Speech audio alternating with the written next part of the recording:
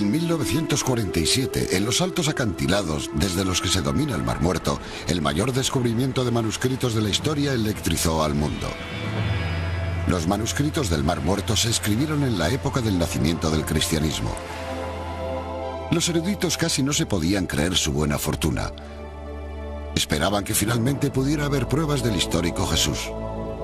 Más de 50 años, la búsqueda de ese vínculo ha sido difícil. Hoy hay nuevos ojos mirando los antiguos pergaminos, impulsados por seductoras pistas que están dando forma a nuevas interpretaciones de los manuscritos. Algunos hablan de una relación directa con el cristianismo. Empleando herramientas ideadas para los forenses modernos, los investigadores siguen pistas hacia nuevas cuevas en las que pueda haber más manuscritos. Otros eruditos vuelven a investigar los manuscritos utilizando el ordenador y rayos infrarrojos para descubrir palabras que antes eran invisibles. ¿Pueden los manuscritos del Mar Muerto revelar aún los secretos de la cristiandad? Estamos más cerca que nunca de averiguarlo.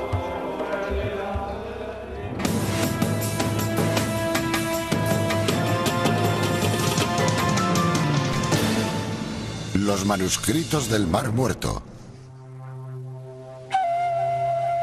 A 395 metros bajo el nivel del mar, las orillas del Mar Muerto son el lugar de menor altitud de la Tierra.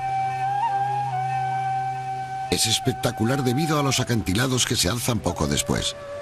Fue aquí donde se encontraron los manuscritos del Mar Muerto, en 11 cuevas salpicadas por el interior de los acantilados, todas dentro de una distancia de 3 kilómetros. Esta es la cuarta cueva descubierta y ha llegado una expedición dirigida por este hombre, Robert Eisenman, un erudito hebreo de la Universidad Estatal de Long Beach. Van a utilizar el último modelo de radar de penetración del suelo para buscar cuevas que se pudieron haber pasado por alto. El potencial es tremendo, por decirlo así, cultural e históricamente. Si logramos encontrar una cueva que fue hecha manualmente, si tenían un exceso de manuscritos o de documentos, habrían hecho una segunda cueva o una tercera. Y tal vez no podamos ver la entrada. El potencial es inimaginable. Es típico de lo que inspiran los manuscritos, la simple idea de descubrir nuevos manuscritos que puedan proporcionar nuevas pistas. Ha sido así desde el primer descubrimiento. Es uno de los lugares más áridos de la Tierra, yermo excepto por su historia. Este es el desierto mencionado en los Evangelios por el que Jesús caminó, donde Juan el Bautista habló de una voz en el desierto, donde los pastores siguen buscando cualquier atisbo de verde hierba entre las rocas. En 1947, un beduino arrojó una piedra en esta cueva, ahora llamada Cueva número 1. Sonó como si la piedra hubiese impactado con cerámica, con algo artificial. En su interior, el beduino encontró 10 tarros. En uno de ellos había varios fardos cuidadosamente envueltos en lino. Al regresar al campamento, desenvolvió una larga tira de piel en la que había unos extraños escritos. Los beduinos sabían que su hallazgo era antiguo, pero no sabían cuál era su antigüedad. Siempre atentos a cualquier antigüedad que puedan encontrar en el desierto de Judea, intentaron vender su hallazgo a un tratante en Belén y luego en Jerusalén. No fue difícil encontrar a uno en el mercado de la vieja ciudad. En un bazar se puede encontrar de todo.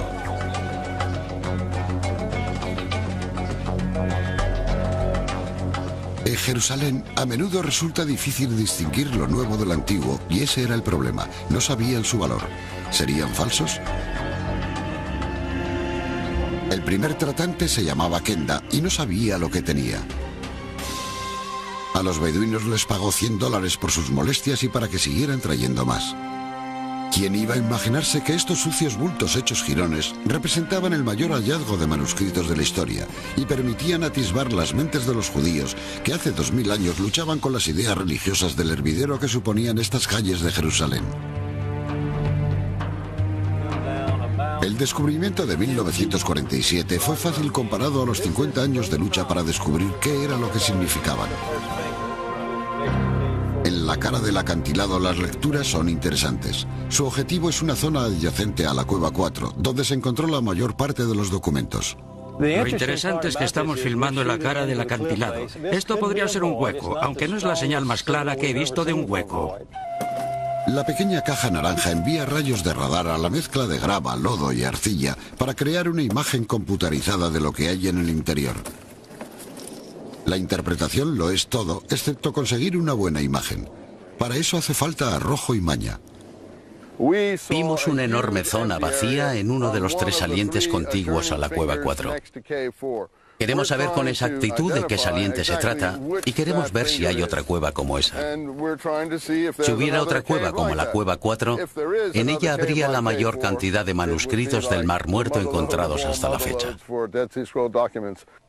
La Cueva 4 se encuentra en un afloramiento desde el que se divisa el Aguati, surcado por el agua ocasional de las lluvias de Jerusalén.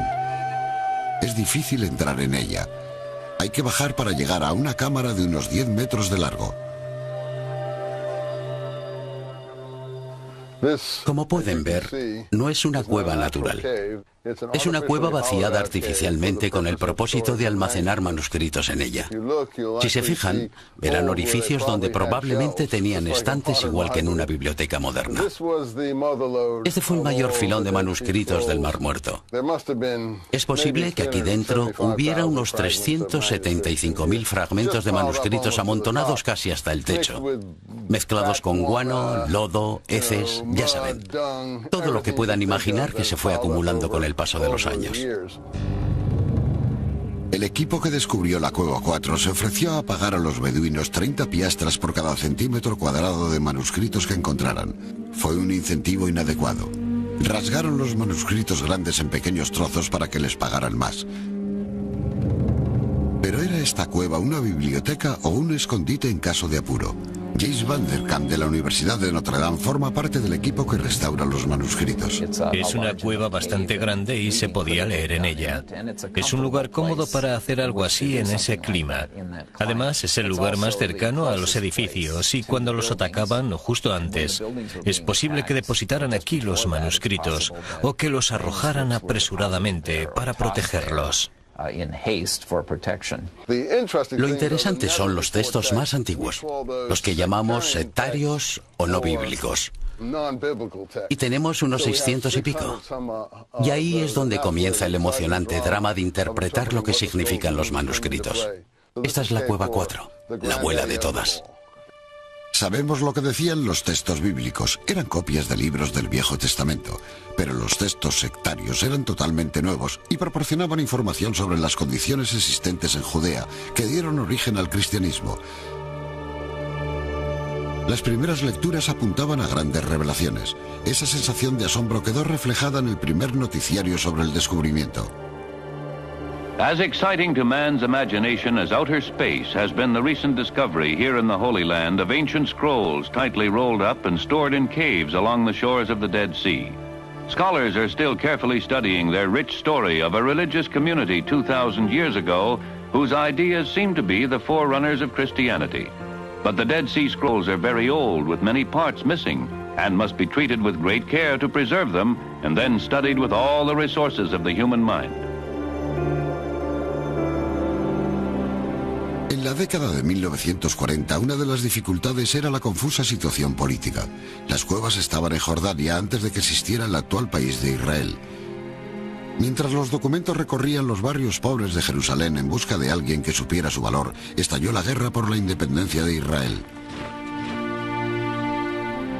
Casi perdido entre las noticias sobre la contienda, un comunicado hecho en Baltimore por el cronista W.F. Albright sacó los pergaminos a plena luz.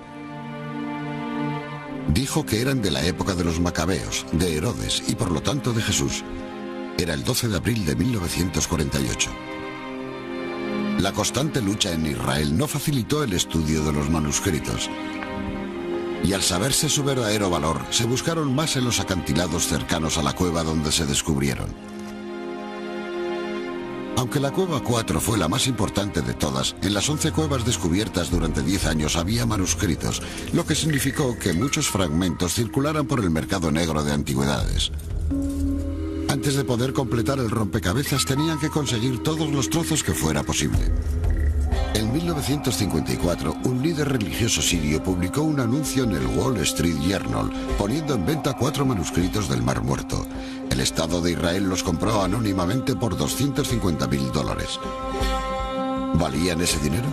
En 1954, el Estado de Israel comenzó inmediatamente un plan para la construcción del santuario del libro, especialmente para los manuscritos del Mar Muerto. Se convirtieron en la identidad del nuevo Israel.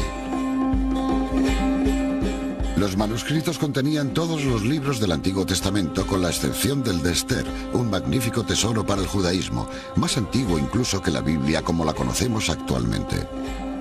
Si esta fue la simiente del judaísmo, ¿lo fue también del cristianismo?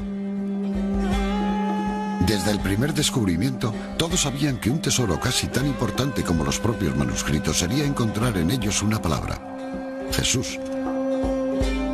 Esa búsqueda continuaría durante más de 50 años. Todas las investigaciones avanzan sabiendo quién está involucrado. En este caso, ¿quién escribió los manuscritos del Mar Muerto y por qué? 50 años después de su descubrimiento en 1947, los manuscritos del Mar Muerto siguen conservando todo su misterio. Los eruditos continúan debatiendo sobre quién los escribió. Fueron escritos en hebreo, arameo y griego, y reflejaban claramente los libros del Antiguo Testamento. ¿Pero eran cristianos también? No resultaba tan fácil establecer esa relación. Trabajando como detectives, los eruditos seguían las pistas y hacían preguntas lógicas. Las cuevas están cerca de una antigua comunidad llamada Qumran, a orillas del Mar Muerto, en especial la cueva número 4, muy próxima a ella. Hoy en día las ruinas de Qumran se cuecen en silencio bajo el sol, pero para los arqueólogos estas piedras hablan como un libro abierto. Se cree que aquí vivía un grupo judío radical, los esenios. El historiador Fabio Josefo observó que los esenios eran uno de los 3 grupos judíos principales de la época, junto con los fariseos y los saduceos. Creo que se les puede llamar radicales. Se consideraban a sí mismos conservadores del estilo correcto de vida, de un estilo de vida más antiguo. Creían que eran ellos quienes interpretaban correctamente la ley de Moisés, y lo hacían con gran esmero y exactitud. Y además trataban de vivir de acuerdo con sus interpretaciones de dicha ley. En obediencia a la ley de Moisés, llevaban una vida estricta. Creían en los baños rituales de inmersión total en agua de 3 a 7 veces al día para purificarse. Algo que no resultaba fácil. Vivían en el desierto. Por ello construyeron un elaborado sistema que canalizaba el agua de lluvia desde Jerusalén, a unos 30 kilómetros de allí, y la vertía desde los acantilados en unos pequeños acueductos que llegaban hasta las cisternas, donde las guardaban para su uso personal y para los baños rituales. Lo que vemos aquí es un típico aljibe de inmersión. Casi es una cisterna, pero como ven, tiene escalones. Escalones no solo para limpiarlo, sino para que la gente baje por ellos y se sumerja a modo de ritual de purificación. Y si examinan los documentos, sobre todo los de las normas comunitarias, verán que era algo que se exigía diariamente a los miembros de la comunidad. Eran vegetarianos. No admitían mujeres. Los esenios cedían todas sus posesiones a la comunidad. Entre las ruinas, los arqueólogos han encontrado restos de lo que algunos consideran un scriptorium, donde los escribas pudieron haber copiado las sagradas escrituras del Antiguo Testamento. Pero en los manuscritos había otras ideas. Muchos son textos poéticos, como los Salmos, pero expresan las ideas de este grupo. Varios de ellos tratan sobre el futuro, hablan de Mesías, del final de la guerra y cosas por el estilo. Al menos un erudito cree que la variedad de escritos contenidos en los manuscritos significa que no tienen por qué ser originarios de Qumran necesariamente, sino que pudieron ser traídos aquí durante un ataque de los romanos. Norman Gold, Universidad de Chicago. Si nos fijamos atentamente en los lugares en los que fueron encontrados, vemos que están situados en el lecho del río Awati, o cerca de él, tras haber dejado atrás a Jerusalén. Por el significativo aspecto de la historia de los judíos de Jerusalén en aquella época, se vieron obligados a sacar los manuscritos de la ciudad. Siguieron los pasadizos secretos de los que Josefo habla en sus guerras judías y los escondieron en cuevas, cisternas y demás, por todo el territorio próximo al Mar Muerto, con la esperanza de que aquel terror pasaría y podrían recuperarlos y llevarlos de nuevo a Jerusalén. Me parece probable que se llevaran manuscritos a Qumrán de otros lugares. No sabemos cuáles eran esos lugares porque en los textos no hay indicación alguna. No me parece probable que los llevaran todos allí de otros lugares, ni de una sola biblioteca nacional, digamos, si es que la había en Jerusalén. No podemos darle tanta importancia a los esenios, solo eran un pequeño grupo. Josefo dijo que no había más de 4.000 en toda Palestina, y era una pequeña parte de una gran cantidad de habitantes judíos de la ciudad. Aunque la opinión de Golb es respetada, muchos eruditos siguen identificando los conservadores escritos judíos de los manuscritos del Mar Muerto con el grupo radical de los esenios, quienes creen que vivían en Qumrán. Estos manuscritos tienen características esenias, pero también tienen una militancia muy agresiva.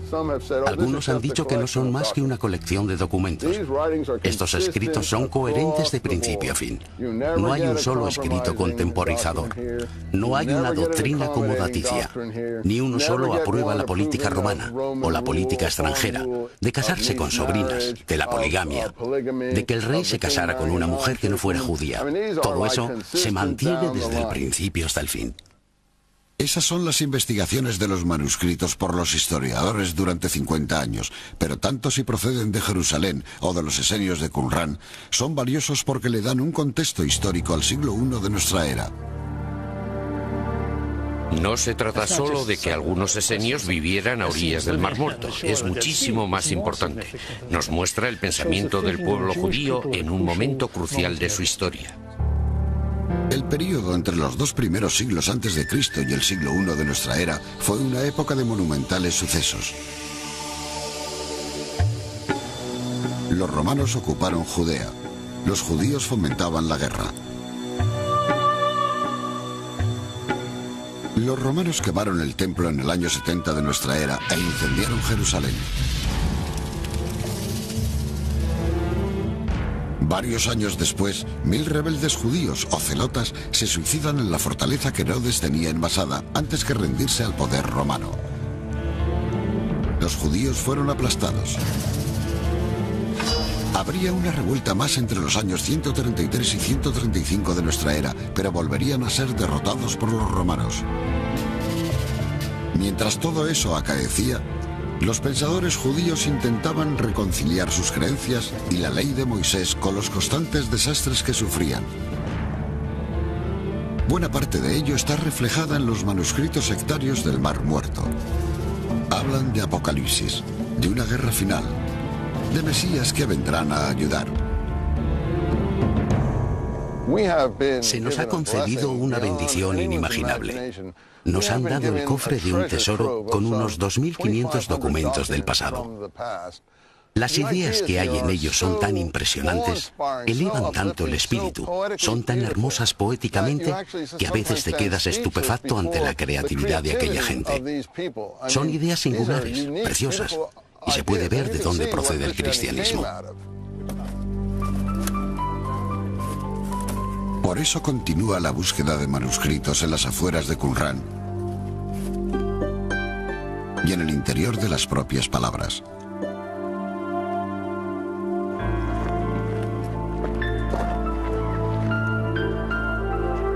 ¿Crees que ahí tenemos una buena lectura?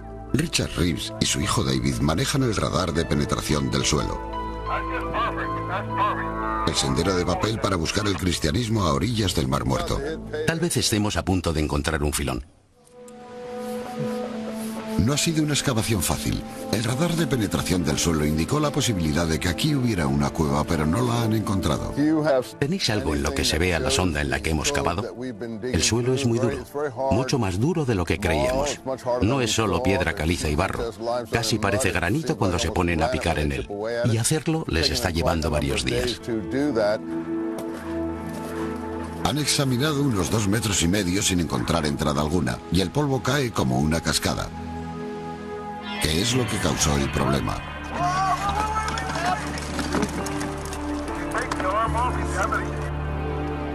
El GPR se ha incrustado en una grieta y tendrán que sacarlo. Pero a veces los accidentes llevan a un descubrimiento. Mientras está allí abajo ve un pequeño agujero. La mejor pista hasta el momento. El equipo irá a investigar. Parece una especie de zona vacía. Podía estar. Estaba cerca del extremo de esta lectura. Probablemente en el extremo final de las 2 últimas lecturas. Algo que tenga aspecto de ser zona vacía. Los primeros eruditos comprendieron que era algo muy valioso para el judaísmo, pero querían descubrir qué más decían los manuscritos sobre el cristianismo. Comenzaron a cotejar frases similares entre el Nuevo Testamento, los evangelios cristianos y los manuscritos del Mar Muerto. En el libro de los Hechos se describe cómo en las primeras iglesias los seguidores de Jesús entregaban sus propiedades al grupo para resolver cualquier necesidad económica que la gente pudiera tener. Solo sabemos eso de otro grupo, que es el grupo que ha sido asociado a los manuscritos. Al unirse al grupo, uno tenía que entregar sus propiedades privadas para que no hubiera distinciones debidas a la riqueza. Robert Eisenman encuentra similitudes entre el documento de Damasco, cuyos fragmentos proceden de las cuevas 4, 5 y 6, y el texto del Nuevo Testamento, que habla de arrojar redes. En el Nuevo Testamento, las redes son siempre redes que los apóstoles lanzan al mar. Redes con muchos peces, imaginería de pescadores y demás. Pero aquí, las redes están relacionadas con Belial, las redes del demonio. Y una vez más, hay paralelismos que pueden estar relacionados o no. En mi opinión, están todos relacionados. No sabemos si algunos de los seguidores de Jesús leyeron los manuscritos, pero lo que sí podemos decir es que los textos que encontramos en ellos, algunas de las ideas que encontramos en ellos, aparecen en el Nuevo Testamento. Se repiten algunas de las frases, como el grupo de los manuscritos se refiere a sí mismo como los hijos de la luz y hablan de sus rivales como los hijos de las tinieblas, y esas mismas frases son utilizadas en el Nuevo Testamento. En los manuscritos los esenios escribieron que Dios había dividido a la humanidad en 2 bandos. Ellos eran los hijos de la luz, y se referían a los que se encontraban fuera de su comunidad como los hijos de las tinieblas, a los que se debía evitar por impuros. Eran los distintos enemigos de los esenios, los sacerdotes de los templos, Pablo el cristiano, los romanos o cualquiera que no se guiara estrictamente por la ley de Moisés. Jesús se refiere a los hijos de la luz en Lucas 16, 1-9, diciendo que los hijos de este mundo son más listos al tratar con su propia generación que los hijos de la luz. Ya que Jesús predicó un amor universal hacia todos los pecadores, parece estar criticando a los esenios por su forma de vida, por rechazar a todos los pecadores. Eisenman cita otra frase, la nueva alianza encontrada en los manuscritos y la copa de la nueva alianza encontrada en la sangre de Cristo, en la última cena del Nuevo Testamento. Si repasamos el pasaje de la última cena, en el que Jesús habla de la copa de la nueva alianza y de su sangre, dice, bebed esto, Masach y Damasach. Por lo que aquí existe una relación muy clara entre el juego de palabras de Damasco y lo que ocurre en el Evangelio entre la copa de sangre y la versión paulina. La versión paulina es la versión de Pablo del cristianismo en su forma evangélica, cuando lo llevó a Grecia y a Roma, cambiando al cristianismo de su forma estrictamente judía y convirtiéndolo en una religión universal que aceptaba a los gentiles. Pero los manuscritos del Mar Muerto confirman que las raíces del cristianismo son claramente judías. Hay ideas en los manuscritos que tienen cierta relación con las ideas de los primeros textos cristianos que pertenecían claramente a los antiguos judíos. Los primeros cristianos eran judíos, ¿no es así? Y por supuesto estaban imbuidos de la cultura, incluida la cultura literaria y los pensamientos de las personas entre las que vivían y con las que se relacionaban. Eso es lo que los manuscritos han revelado, que como mínimo el cristianismo tomó prestados conceptos, ideas y textos de los manuscritos, pero que luego evolucionó y se convirtió en algo muy distinto al judaísmo. Otro ejemplo, el texto del camino en el desierto. Ambos grupos adoptaron la profecía de Isaías. En el desierto prepara el camino del Señor. Haz un camino recto en el desierto para nuestro Dios. En los manuscritos ese pasaje se aplica a la comunidad para explicar por qué está donde está, en el desierto de Judea, dándonos a entender que han ido allí a esperar la llegada de Dios. En el Nuevo Testamento eso se aplica a Juan Bautista, por supuesto, en los 4 evangelios, explicando que él era la voz de uno que lloraba en el desierto, preparando el camino del Señor. Eisenman aboga con más fuerza que otros a favor de una relación entre los manuscritos y el cristianismo. Creo que cualquiera que lea este documento verá que las características del cristianismo están aquí una tras otra. Bautismo, inmersión en ríos, purificación del cuerpo, Espíritu Santo, bautismo del alma, hacer un camino en el desierto. Pero el camino está relacionado con las leyes impuestas por Moisés. El lenguaje era similar, pero el contexto cambió según fue evolucionando el cristianismo. Creo que es una forma útil de ver a la Iglesia del principio. Eran un grupo judío. Cambió posteriormente, por supuesto, pero por ser judíos conocían las tradiciones, conocían aquel lenguaje similar y lo emplearon para tratar de expresar su propia teología. Casi todas las ideas de Juan Bautista están en este documento. No creo que él escribiera esto, pero desde luego predicaba cosas similares. Por lo que tengo que datar esto por pruebas internas a principios del siglo I, no del siglo II a.C. Los cristianos creemos que Juan Bautista predicaba que Jesús iba a venir como Mesías, pero los manuscritos hablan de un Mesías de un modo distinto. Se llama la guerra de los hijos de la luz contra los hijos de las tinieblas. Y esboza todo un plan general de batalla apocalíptico, mesiánico, casi monástico. Al menos bastante célibe en lo tocante a observar la pureza de las normas mientras existía un estado de guerra. E indica que en esa guerra iba a participar una comunidad formada por santos guerreros, con una dedicación total. Nazarenos de toda la vida. Personas que se abstenían de ciertos alimentos, de actividades sexuales básicas, de distintos tipos de relaciones impuras, y que se iban a unir formando un ejército sagrado e iban a invitar a las huestes celestiales, lideradas por el Mesías, a que bajaran y lucharan con ellos en aquella guerra final y apocalíptica contra todo lo malo de la tierra.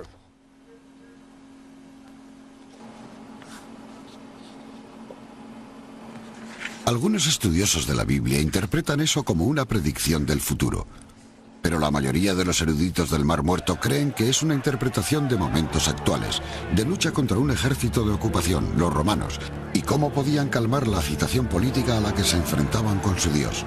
Los movimientos mesiánicos de los manuscritos no mencionan a Jesús, pero hacen el trabajo preliminar.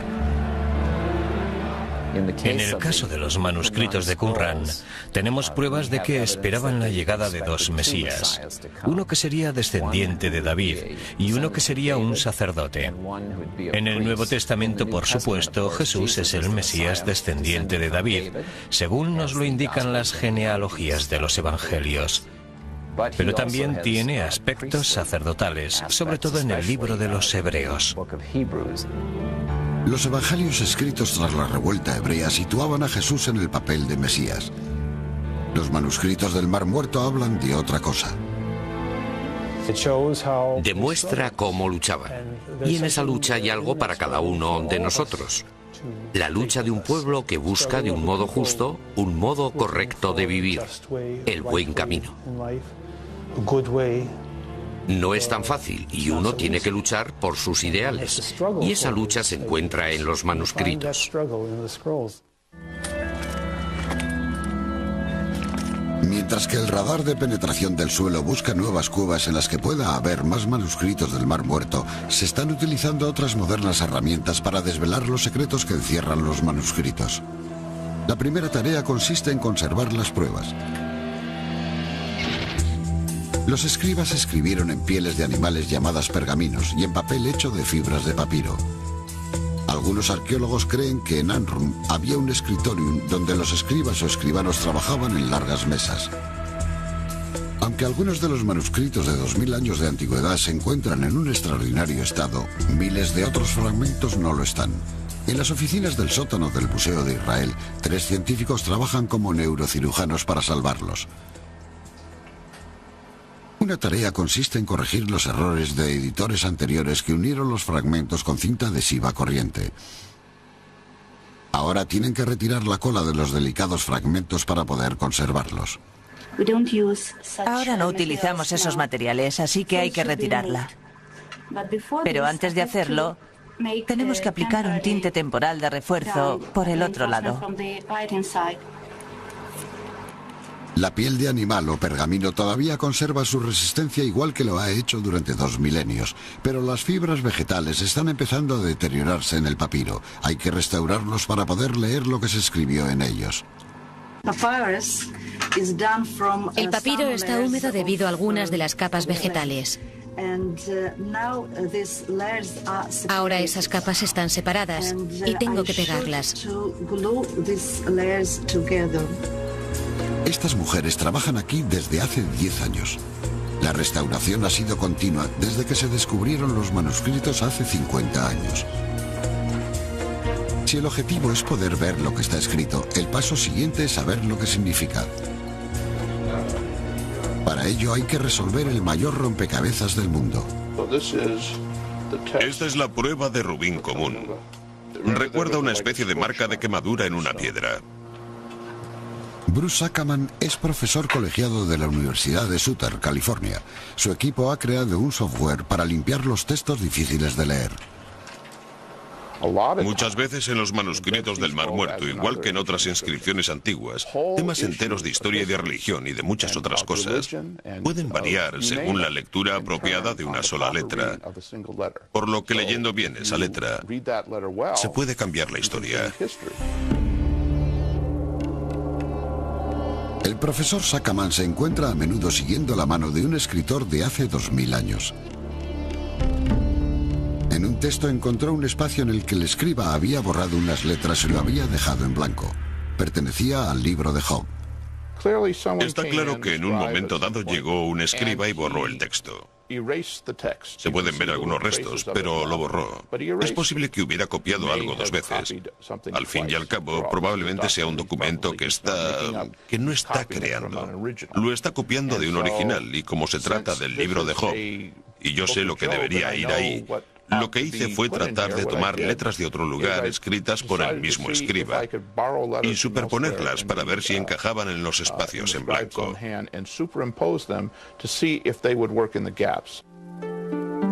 La frase en arameo dice, según las costumbres de un hombre, del libro de Job.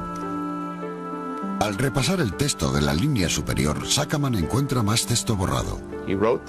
Escribió esta letra y volvió a escribirla, y esta vez también la borró. ¿Lo ven? Porque una de las cosas que quería ver era qué letras valdrían.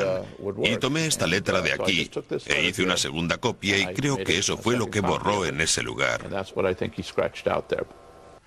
Superponiendo letras de una sección escrita por el mismo escriba en una zona en la que no está claro lo que dice, y entonces alguien dice, eso es, ahí está, ahora lo veo. A veces una cosa pequeña es la que proporciona la conexión. Es un examen muy distinto al realizado en el interior de los manuscritos, al reparar letras e incluso rellenar espacios en blanco. Intenta saber qué era lo que pensaba el escriba. Aquí no hay tinta realmente, se rompió por donde estaba la tinta. Pero la ruptura es muy característica, no es solo una ruptura, es una ruptura con una forma concreta. Y cuando la observas te dices, ¿qué es lo que pudo haber causado eso? Y luego dices, bueno, eso es lo que pudo haberlo causado. Y como resulta que es lo que esperas que esté ahí, resulta bastante útil. A veces mis colegas y yo estamos alrededor de una gran mesa redonda trabajando con 700 rompecabezas. Y cada rompecabezas tiene 10.000 piezas, pero están todas revueltas. Es mucho más que un juego. Por medio de su trabajo con el ordenador, el profesor Sackerman está iluminando zonas oscuras de los manuscritos, abriendo nuevas palabras y un nuevo entendimiento. Aquí hay un lugar en el que tenemos un espacio entre dos fragmentos, y se trata de un caso en el que podemos rellenar dicho espacio, lo que llamamos un parche. Le ponemos un pequeño parche. Dejamos muy claro dónde efectuamos cambios. Podríamos ocultar todo esto de modo que quedara muy bonito, que quedara perfecto, pero dejarlo perfecto en una situación de este tipo es un poco peligroso. No es eso exactamente lo que queremos hacer. Se han utilizado rayos de luz infrarroja para detectar falsificaciones de obras maestras. Y a veces para ver cuándo los maestros cambiaron de idea y pintaron por encima de un error. En el caso de los manuscritos del Mar Muerto también se emplean para ver a través de la suciedad que se fue acumulando con el paso del tiempo. Nunca habría adivinado que estas eran letras hasta que las vi aquí. Pero solo al verlas con infrarrojos te das cuenta de que se trata de dos juegos de letras, uno por encima del otro. Y se debe a que estoy mirando desde la superficie de una piel a la parte posterior de la superficie de otra piel. Pero con los infrarrojos se puede mirar a través de ellas, como si fueran rayos X. Uno de los manuscritos estaba hecho de cobre, algo muy inusual. Mientras que el 25% de los otros manuscritos eran copias de libros sagrados, materia de años de estudios, este era el mapa de un tesoro, literalmente con indicaciones sobre dónde estaban enterrados el oro y la plata. Nadie ha anunciado el descubrimiento de los tesoros. Los tesoros se encuentran en 60 lugares distintos en los que se encontrará otra copia de este documento con su interpretación. Mi teoría consiste en que hay dos documentos que son como una cerradura y una llave, y ambos son necesarios para averiguar dónde está el tesoro. Es posible que el tesoro ni siquiera exista. Muchos han seguido las indicaciones y han vuelto de vacío. Por eso sigue fascinando. ¿Y por qué se encontraba entre las Sagradas Escrituras? Ese no es el único misterio de los manuscritos. Muchas de las referencias a lugares y personas están escritas en una clave que los eruditos han tenido que descifrar. Un obstáculo más para llegar al verdadero significado de los manuscritos. Aquellos que buscan en los manuscritos del Mar Muerto el origen del cristianismo se enfrentan a un obstáculo más. Para hacer que el mayor rompecabezas del mundo sea más difícil todavía, hay muy pocos nombres escritos en ellos, lo que significa que no hay mención alguna de Jesús. En los manuscritos casi siempre se refieren a pueblos e individuos por medio de claves o epítetos, incluyendo a veces juegos de palabras para referirse a ellos, por lo que no siempre es evidente a quién se refieren. Preferiríamos que no dijeran el maestro de la rectitud o el sacerdote malvado para referirse a su rival y que nos dijeran quiénes eran. Aquí, en vez del nombre de Dios, pusieron 4 puntos para el nombre de Dios. Lo que aquí dice realmente es que Dios le habló a Moisés. El profesor Eisenman cree empleaban palabras cifradas para protegerse y no ser perseguidos. Como no identifican a nadie por su nombre, al menos podían decir, no nos referíamos a eso. Es posible que al final no les valiera de nada, pero al menos podían alegar eso. En todos los manuscritos aparecen frases interesantes. Maestro de rectitud, sacerdote malvado, Kitim.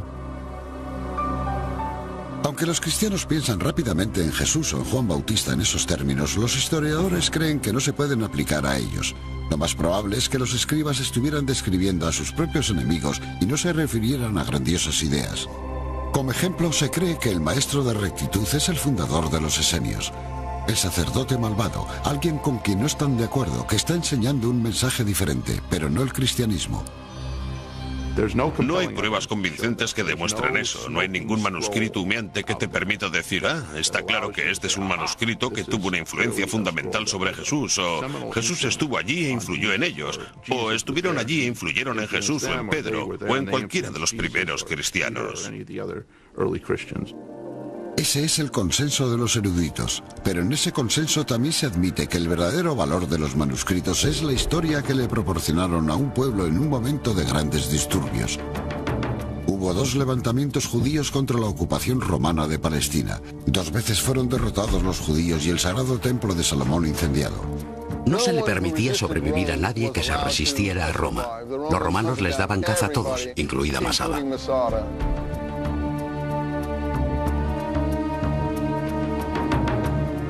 Masada simboliza lo que les acaeció a todos los que se enfrentaron a los romanos. Un pequeño grupo de 1000 celotas judíos resistieron al ejército romano durante un año y luego se suicidaron antes que convertirse en esclavos de Roma.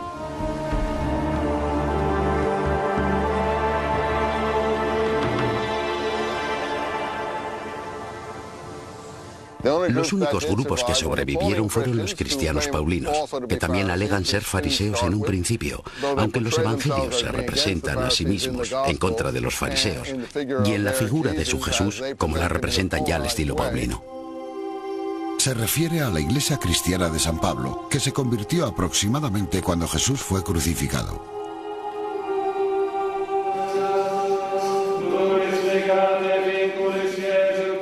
Eisenman cree que ese es el cristianismo que hoy conocemos y que evolucionó a partir de los grupos judíos que escribieron los manuscritos del Mar Muerto.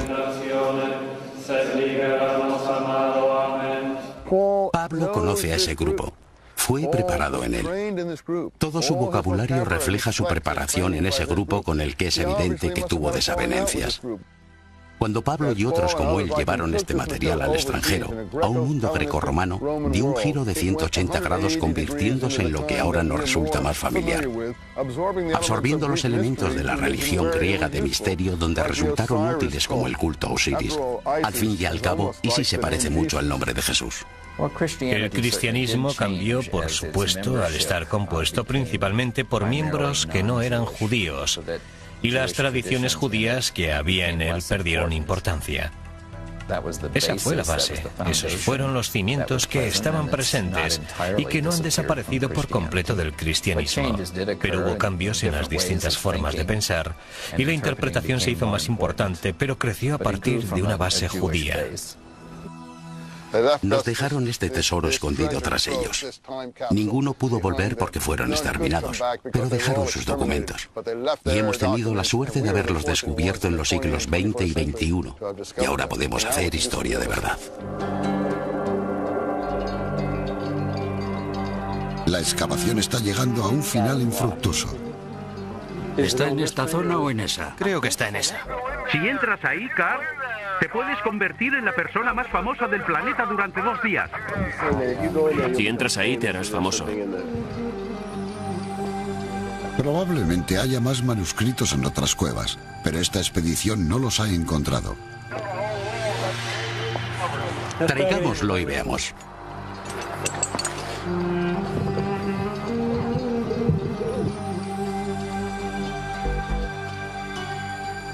Es como jugar a la gallina ciega, porque no sabemos si estamos demasiado abajo o demasiado arriba, y picar el suelo es tan difícil que no les podemos pedir a los obreros que hagan más de lo que están haciendo.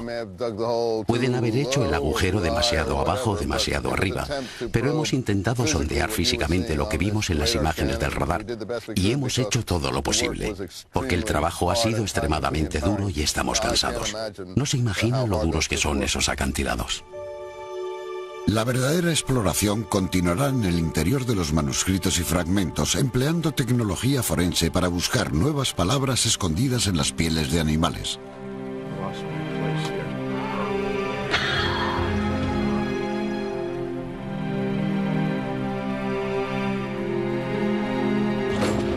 E impulsándolo todo, por supuesto, está la pasión de encontrar respuestas buscando los orígenes de la religión.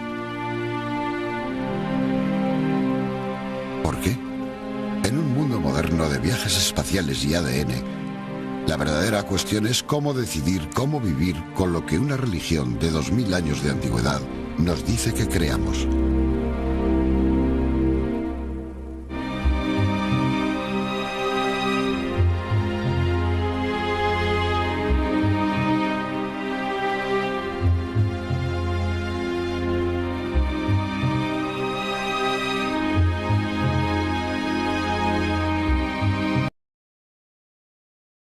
Josefo dijo que no había más de 4.000 en toda Palestina, y era una pequeña parte de una gran cantidad de habitantes judíos de la ciudad.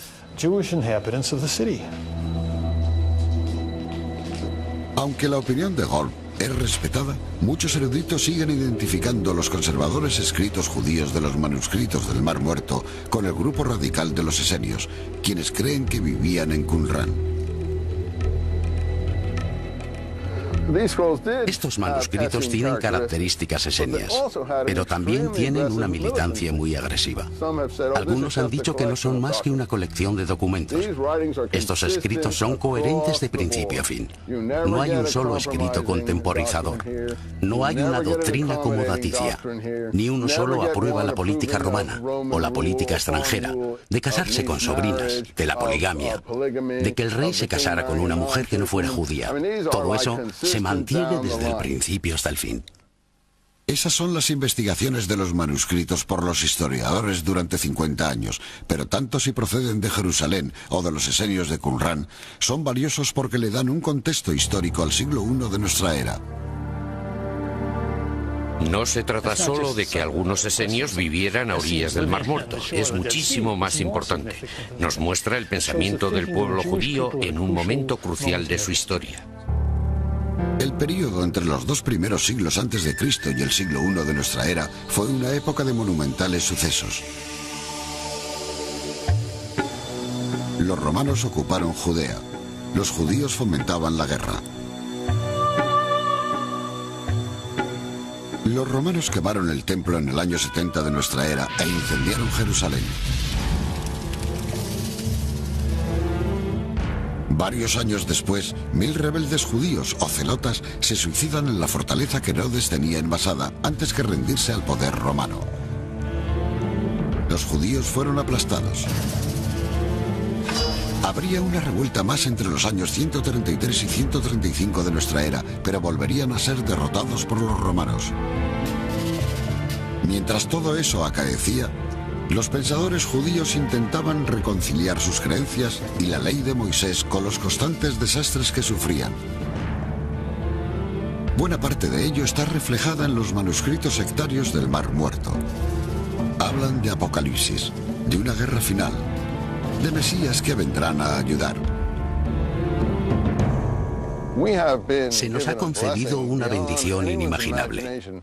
Nos han dado el cofre de un tesoro con unos 2.500 documentos del pasado. Las ideas que hay en ellos son tan impresionantes, elevan tanto el espíritu, son tan hermosas poéticamente, que a veces te quedas estupefacto ante la creatividad de aquella gente. Son ideas singulares, preciosas, y se puede ver de dónde procede el cristianismo. Por eso continúa la búsqueda de manuscritos en las afueras de Qumran y en el interior de las propias palabras.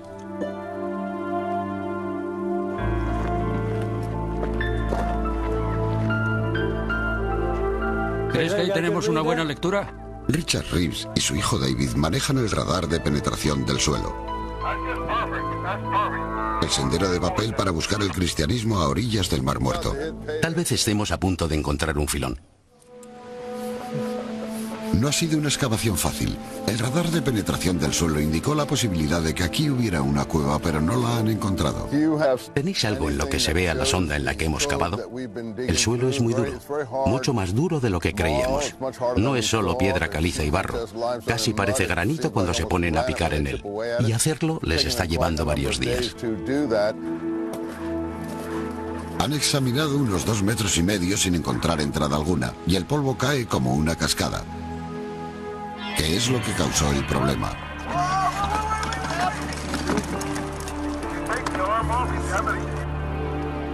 El GPR se ha incrustado en una grieta y tendrán que sacarlo. Pero a veces los accidentes llevan a un descubrimiento. Mientras está allí abajo ve un pequeño agujero. La mejor pista hasta el momento. El equipo irá a investigar. Parece una especie de zona vacía. Podía estar. Estaba cerca del extremo de esta lectura. Probablemente en el extremo final de las dos últimas lecturas. Algo que tenga aspecto de ser zona vacía. Los primeros eruditos comprendieron que era algo muy valioso para el judaísmo, pero querían descubrir qué más decían los manuscritos sobre el cristianismo. Comenzaron a cotejar frases similares entre el Nuevo Testamento, los evangelios cristianos y los manuscritos del Mar Muerto. En el libro de los Hechos se describe cómo en las primeras iglesias los seguidores de Jesús entregaban sus propiedades al grupo para resolver cualquier necesidad económica que la gente pudiera tener. Solo sabemos eso de otro grupo, que es el grupo que ha sido asociado a los manuscritos. Al unirse al grupo, uno tenía que entregar sus propiedades privadas para que no hubiera distinciones debidas a la riqueza. Robert Eisenman encuentra similitudes entre el documento de Damasco, cuyos fragmentos proceden de las cuevas 4, 5 y 6, y el texto del Nuevo Testamento, que habla de arrojar redes. En el Nuevo Testamento, las redes son siempre redes que los apóstoles lanzan al mar. Redes con muchos peces, imaginería de pescadores y demás. Pero aquí, las redes están relacionadas con Belial, las redes del demonio. Y una vez más, hay paralelismos que pueden estar relacionados o no. En mi opinión, están todos relacionados. No sabemos si algunos de los seguidores de Jesús leyeron los manuscritos, pero lo que sí podemos decir es que los textos que encontramos en ellos, algunas de las ideas que encontramos en ellos, aparecen en el Nuevo Testamento. Se repiten algunas de las frases, como el grupo de los manuscritos se refiere a sí mismo como los hijos de la luz y hablan de sus rivales como los hijos de las tinieblas, y esas mismas frases son utilizadas en el Nuevo Testamento.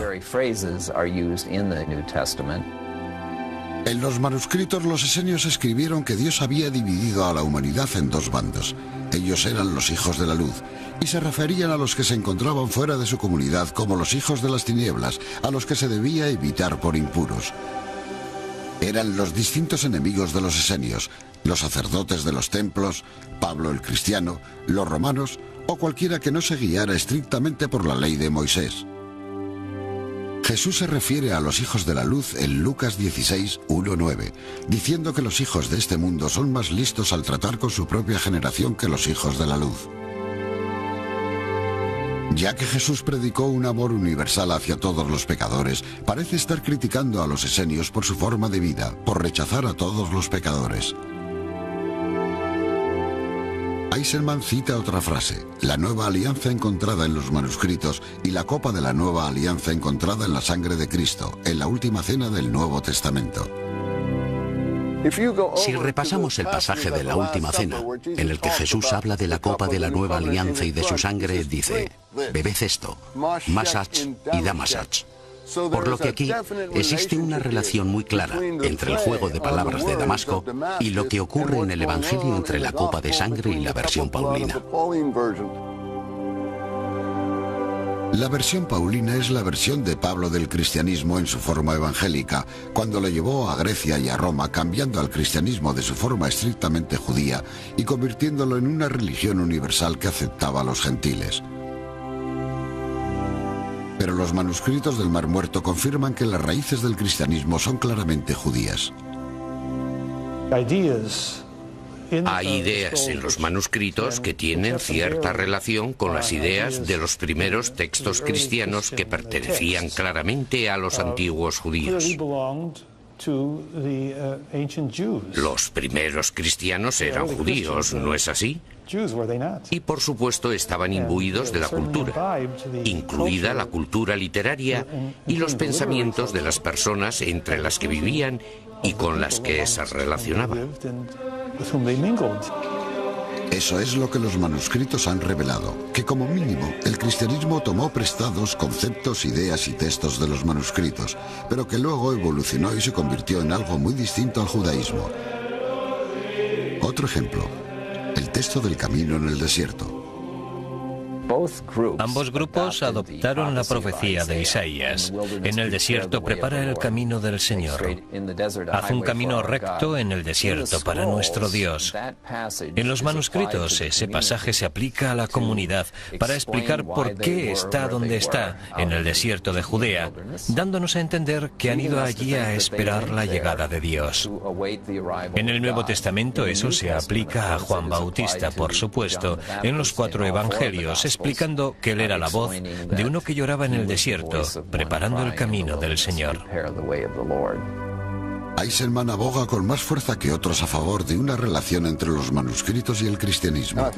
Creo que cualquiera que lea este documento verá que las características del cristianismo están aquí una tras otra.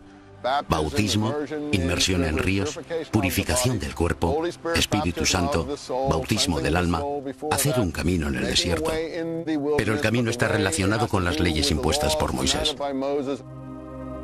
El lenguaje era similar, pero el contexto cambió según fue evolucionando el cristianismo. Creo que es una forma útil de ver a la Iglesia del principio. Eran un grupo judío.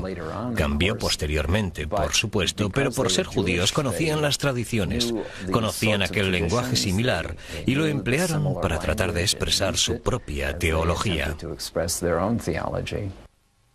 Casi todas las ideas de Juan Bautista están en este documento. No creo que él escribiera esto, pero desde luego predicaba cosas similares. Por lo que tengo que datar esto por pruebas internas a principios del siglo I, no del siglo II a.C. Los cristianos creemos que Juan Bautista predicaba que Jesús iba a venir como Mesías, pero los manuscritos hablan de un Mesías de un modo distinto. Se llama La guerra de los hijos de la luz contra los hijos de las tinieblas, y esboza todo un plan general de batalla apocalíptico, mesiánico, casi monástico. Al menos bastante célibe en lo tocante a observar la pureza de las normas mientras existía un estado de guerra. E indica que en esa guerra iba a participar una comunidad formada por santos guerreros, con una dedicación total. Nazarenos de toda la vida. Personas que se abstenían de ciertos alimentos, de actividades sexuales básicas, de distintos tipos de relaciones impuras, y que se iban a unir formando un ejército sagrado e iban a invitar a las huestes celestiales, lideradas por el Mesías, a que bajaran y lucharan con ellos en aquella guerra final y apocalíptica contra todo lo malo de la tierra.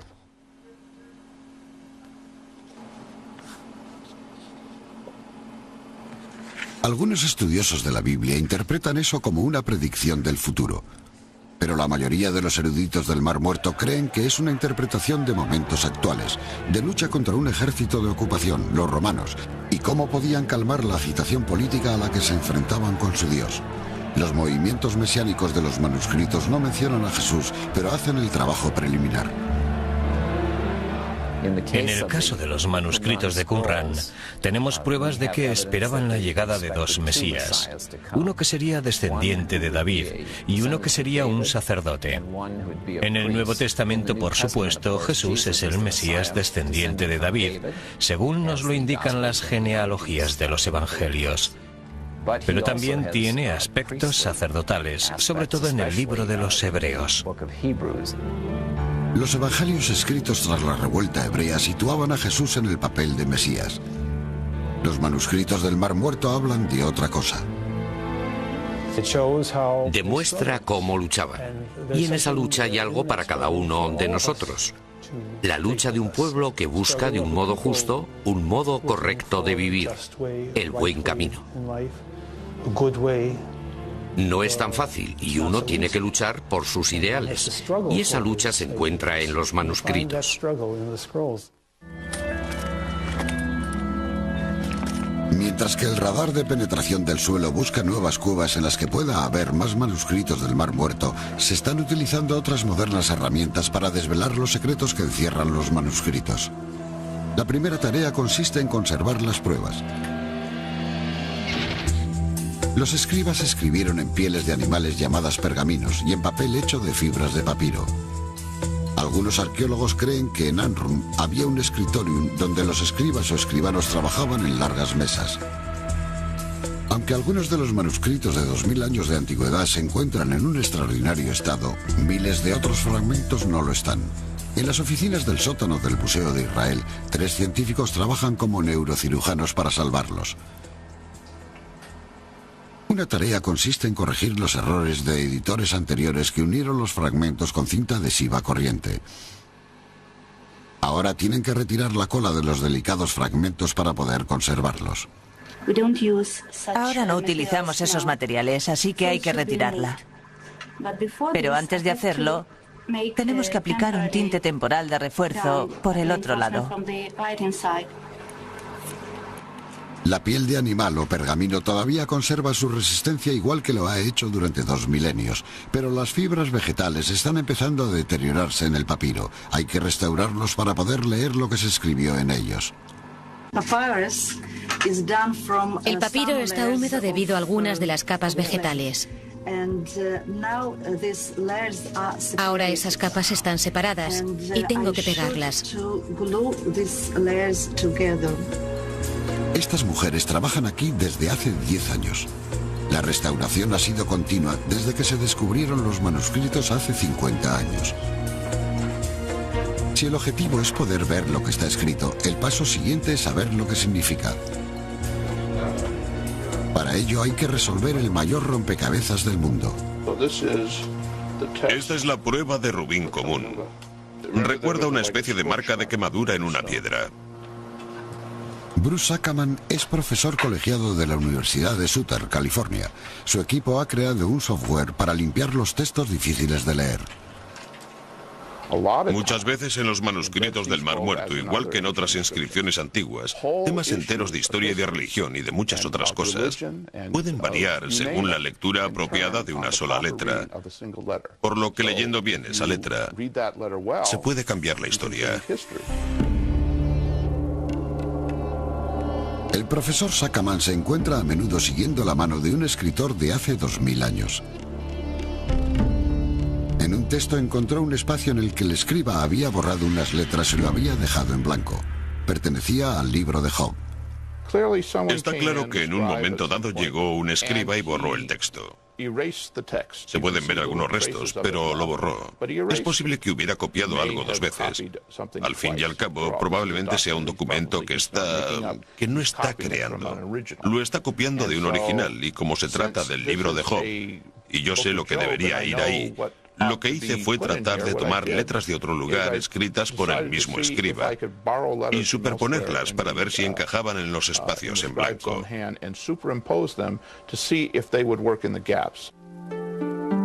La frase en arameo dice, según las costumbres de un hombre, del libro de Job. Al repasar el texto de la línea superior, Ackerman encuentra más texto borrado. Escribió esta letra y volvió a escribirla, y esta vez también la borró. ¿Lo ven? Porque una de las cosas que quería ver era qué letras valdrían.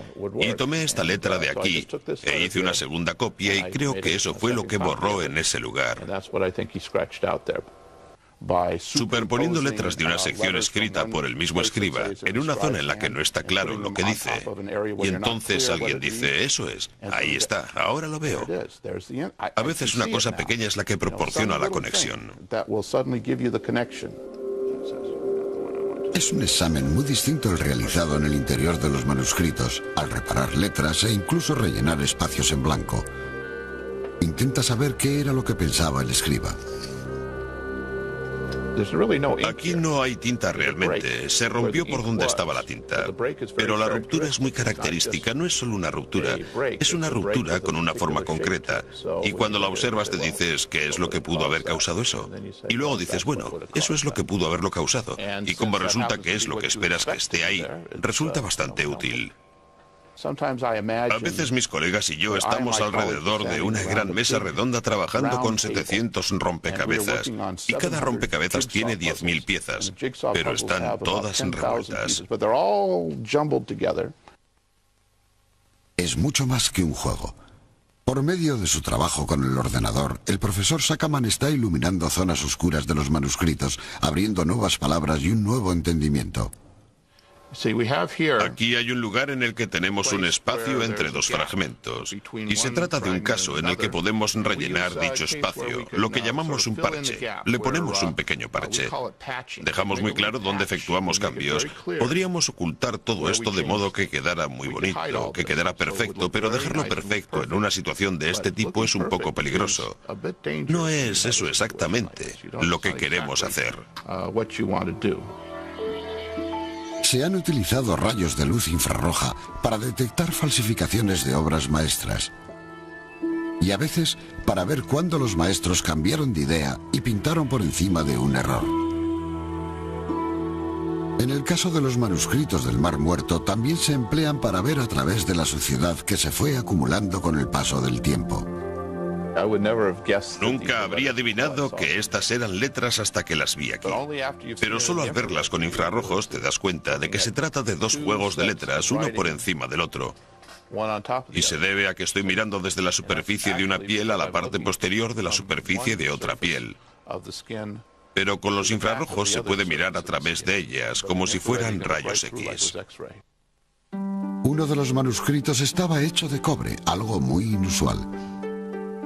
Mientras que el 25% de los otros manuscritos eran copias de libros sagrados, materia de años de estudios, este era el mapa de un tesoro, literalmente con indicaciones sobre dónde estaban enterrados el oro y la plata.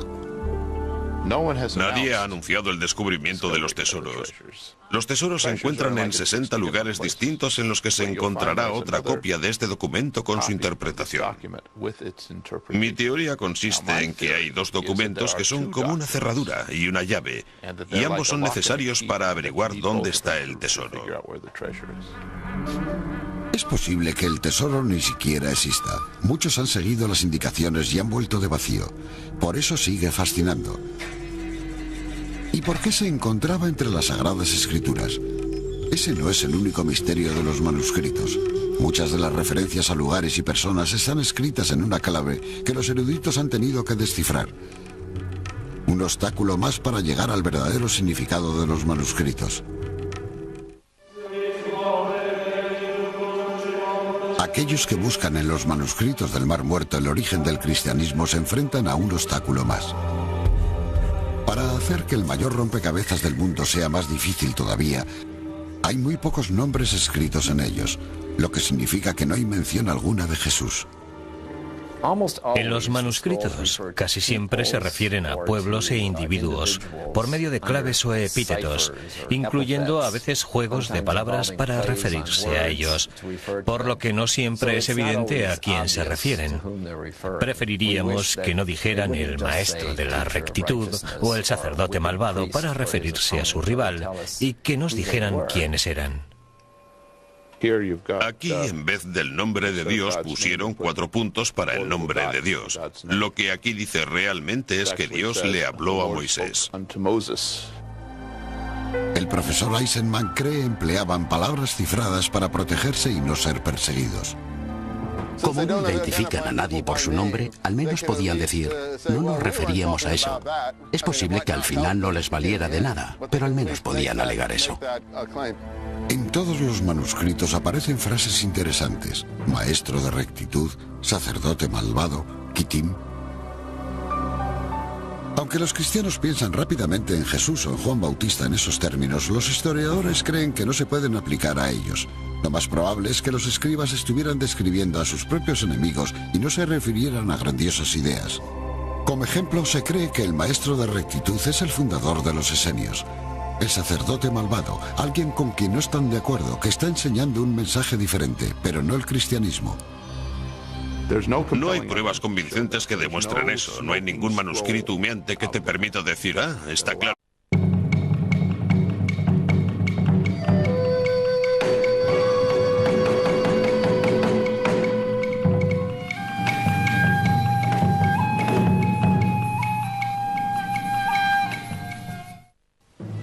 En 1947, en los altos acantilados desde los que se domina el Mar Muerto, el mayor descubrimiento de manuscritos de la historia electrizó al mundo. Los manuscritos del Mar Muerto se escribieron en la época del nacimiento del cristianismo.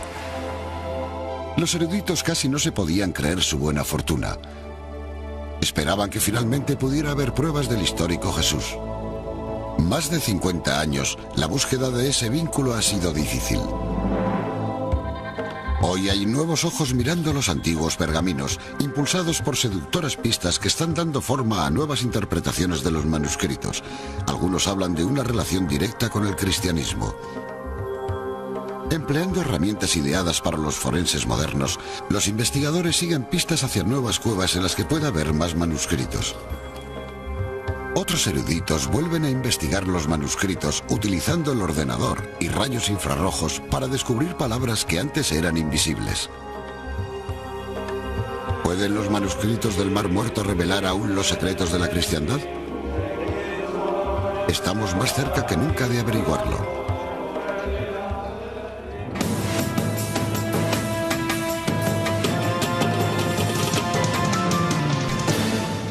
Los manuscritos del Mar Muerto. A 395 metros bajo el nivel del mar, las orillas del Mar Muerto son el lugar de menor altitud de la Tierra. Es espectacular debido a los acantilados que se alzan poco después. Fue aquí donde se encontraron los manuscritos del Mar Muerto, en 11 cuevas salpicadas por el interior de los acantilados, todas dentro de una distancia de 3 kilómetros. Esta es la cuarta cueva descubierta y ha llegado una expedición dirigida por este hombre, Robert Eisenman, un erudito hebreo de la Universidad Estatal de Long Beach. Van a utilizar el último modelo de radar de penetración del suelo para buscar cuevas que se pudieron haber pasado por alto. El potencial es tremendo, por decirlo así, cultural e históricamente.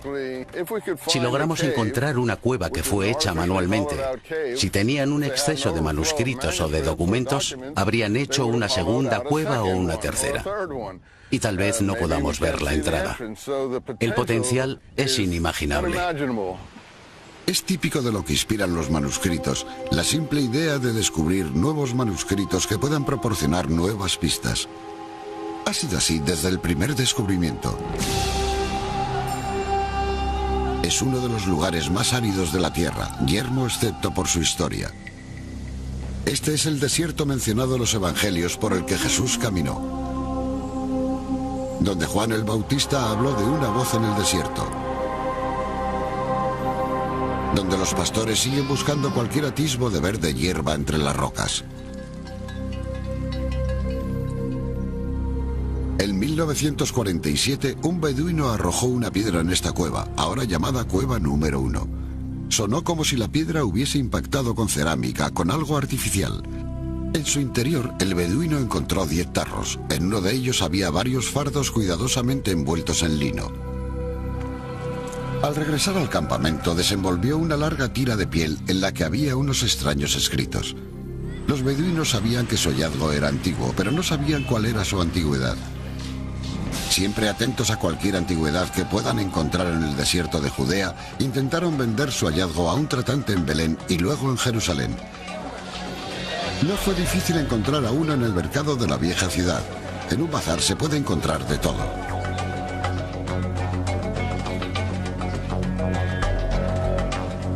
En Jerusalén, a menudo resulta difícil distinguir lo nuevo de lo antiguo, y ese era el problema. No sabían su valor. ¿Serían falsos? El primer tratante se llamaba Kenda y no sabía lo que tenía. A los beduinos les pagó $100 por sus molestias y para que siguieran trayendo más. ¿Quién iba a imaginarse que estos sucios bultos hechos jirones representaban el mayor hallazgo de manuscritos de la historia y permitían atisbar las mentes de los judíos que hace 2000 años luchaban con las ideas religiosas del hervidero que suponían estas calles de Jerusalén? El descubrimiento de 1947 fue fácil comparado a los 50 años de lucha para descubrir qué era lo que significaban. En la cara del acantilado las lecturas son interesantes. Su objetivo es una zona adyacente a la Cueva 4, donde se encontró la mayor parte de los documentos. Lo interesante es que estamos filmando en la cara del acantilado. Esto podría ser un hueco, aunque no es la señal más clara que he visto de un hueco. La pequeña caja naranja envía rayos de radar a la mezcla de grava, lodo y arcilla para crear una imagen computarizada de lo que hay en el interior. La interpretación lo es todo, excepto conseguir una buena imagen. Para eso hace falta arrojo y maña.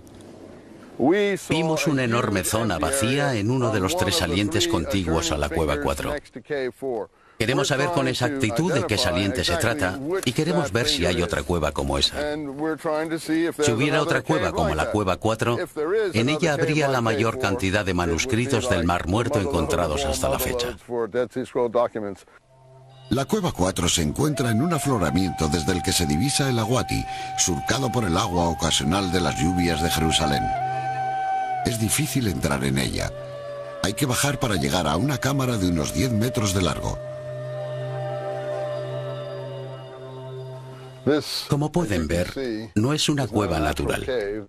Es una cueva vaciada artificialmente con el propósito de almacenar manuscritos en ella. Si se fijan, verán orificios donde probablemente tenían estantes igual que en una biblioteca moderna. Este fue el mayor filón de manuscritos del Mar Muerto. Es posible que aquí dentro hubiera unos 375.000 fragmentos de manuscritos amontonados casi hasta el techo, mezclados con guano, lodo, heces, ya saben, todo lo que puedan imaginar que se fue acumulando con el paso de los años.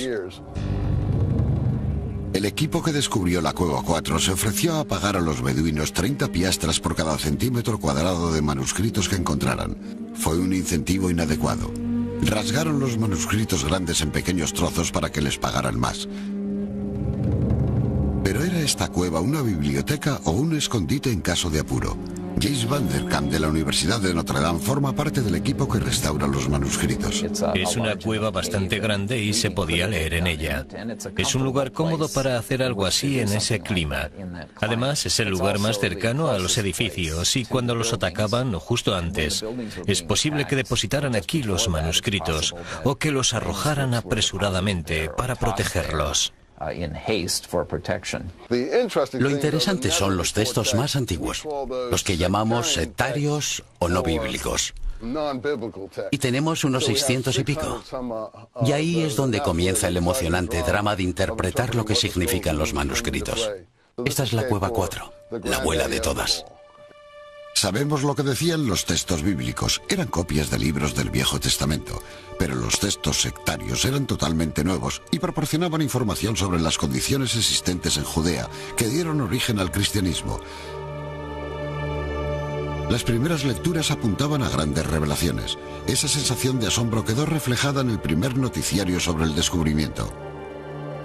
As exciting to man's imagination as outer space has been the recent discovery here in the Holy Land of ancient scrolls tightly rolled up and stored in caves along the shores of the Dead Sea.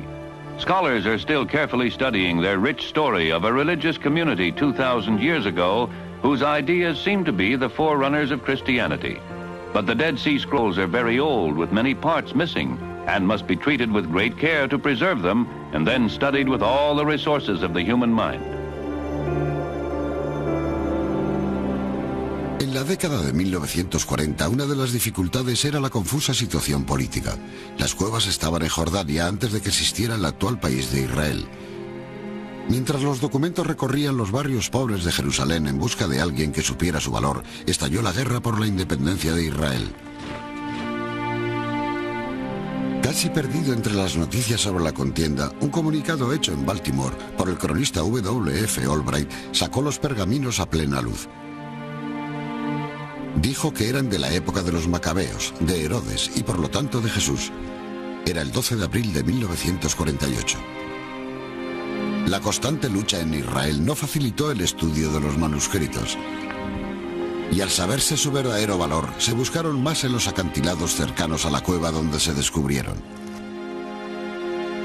Aunque la cueva 4 fue la más importante de todas, en las 11 cuevas descubiertas durante 10 años había manuscritos, lo que significó que muchos fragmentos circularan por el mercado negro de antigüedades.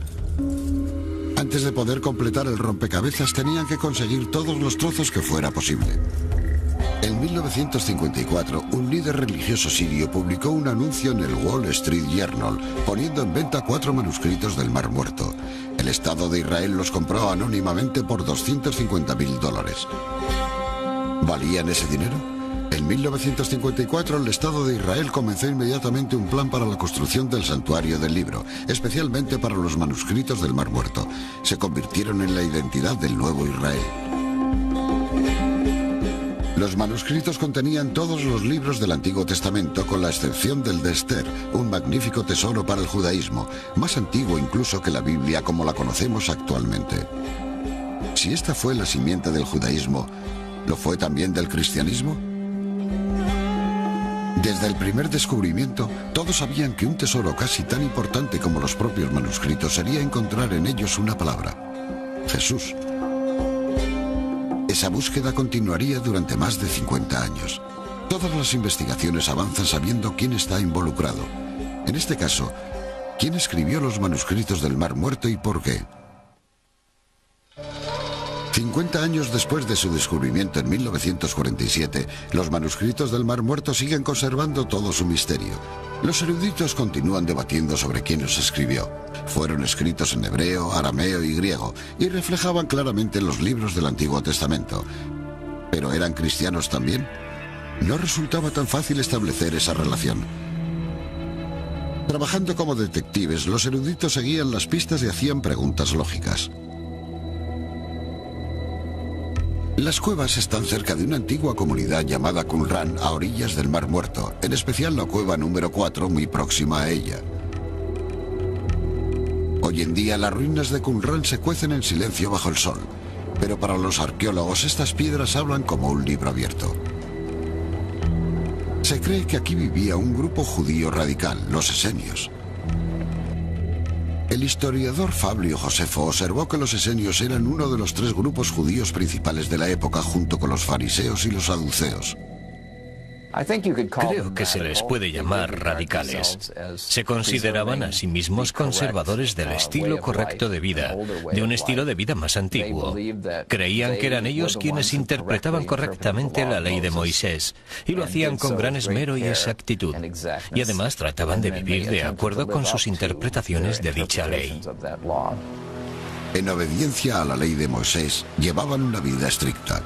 Creían en los baños rituales de inmersión total en agua de 3 a 7 veces al día para purificarse. Algo que no resultaba fácil. Vivían en el desierto. Por ello construyeron un elaborado sistema que canalizaba el agua de lluvia desde Jerusalén, a unos 30 kilómetros de allí, y la vertía desde los acantilados en unos pequeños acueductos que llegaban hasta las cisternas, donde las guardaban para su uso personal y para los baños rituales. Lo que vemos aquí es un típico aljibe de inmersión. Casi es una cisterna, pero como ven, tiene escalones. Escalones no solo para limpiarlo, sino para que la gente baje por ellos y se sumerja a modo de ritual de purificación. Y si examinan los documentos, sobre todo los de las normas comunitarias, verán que era algo que se exigía diariamente a los miembros de la comunidad. Eran vegetarianos. No admitían mujeres. Los esenios cedían todas sus posesiones a la comunidad. Entre las ruinas, los arqueólogos han encontrado restos de lo que algunos consideran un scriptorium, donde los escribas pudieron haber copiado las sagradas escrituras del Antiguo Testamento. Pero en los manuscritos había otras ideas. Muchos son textos poéticos, como los Salmos, pero expresan las ideas de este grupo. Varios de ellos tratan sobre el futuro, hablan de Mesías, del final de la guerra y cosas por el estilo. Al menos un erudito cree que la variedad de escritos contenidos en los manuscritos significa que no tienen por qué ser originarios de Qumran necesariamente, sino que pudieron ser traídos aquí durante un ataque de los romanos. Norman Gold, Universidad de Chicago. Si nos fijamos atentamente en los lugares en los que fueron encontrados, vemos que están situados en el lecho del río Aguati, o cerca de él, tras haber dejado atrás a Jerusalén.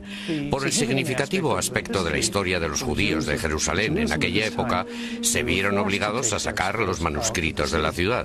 Siguieron los pasadizos secretos de los que Josefo habla en sus guerras judías y los escondieron en cuevas, cisternas y demás, por todo el territorio próximo al Mar Muerto, con la esperanza de que aquel terror pasaría y podrían recuperarlos y llevarlos de nuevo a Jerusalén.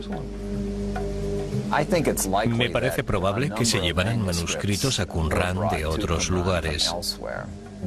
No sabemos cuáles eran esos lugares porque en los textos no hay indicación alguna. No me parece probable que los llevaran todos allí de otros lugares, ni de una sola biblioteca nacional, digamos, si es que la había en Jerusalén.